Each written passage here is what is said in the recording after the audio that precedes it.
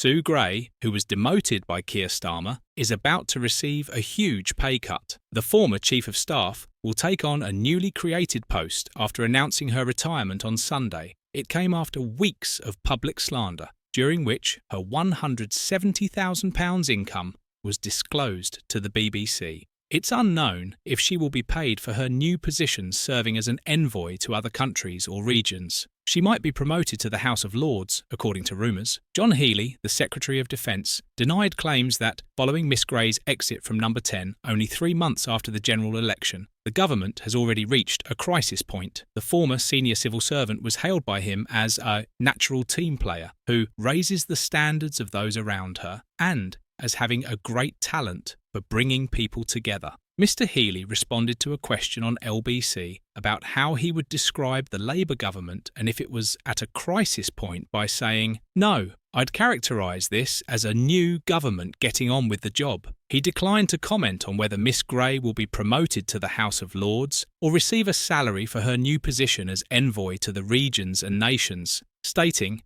"None of those are decisions for me. She has this great talent, Sue Gray, to bring people together. She's a natural team player and she raises the standards of those around her," Mr. Healey remarked when asked if her new role came with pay. The person who spearheaded Labour's general election campaign, Morgan McSweeney, will take Miss Gray's position as Chief of Staff. It was said that they had a falling out. Vidya Alakison, the political director at Number 10, and Jill Cuthbertson, who has been Downing Street's Director of Government Relations since their election victory in July, are the two new Deputy Chiefs of Staff. James Lyons, a former journalist who joined Downing Street from TikTok, will lead a new strategic communications team following weeks of briefings about suspected fractures in Number 10. Nin Pandit, a senior civil servant, has been appointed Principal Private Secretary to the Prime Minister. Pandit previously oversaw the Downing Street policy section. "It has been an honour to take on the role of Chief of Staff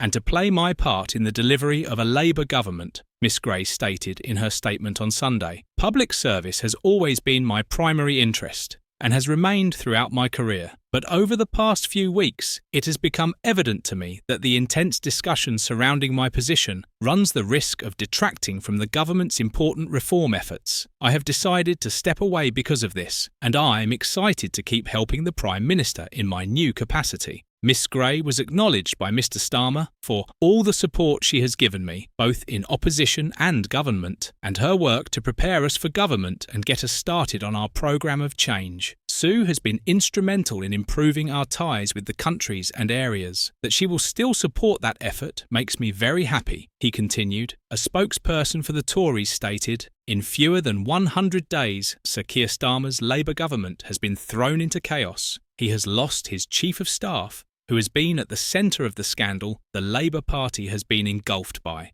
Following the announcement, candidates for leadership Robert Jenrick and James Cleverly expressed shock at the state of the government, calling it in freefall and claiming that Labour's first 100 days have been a disaster and their civil war continues with the loss of Sue Gray. Let us know your opinions in the comments and subscribe the channel for more updates.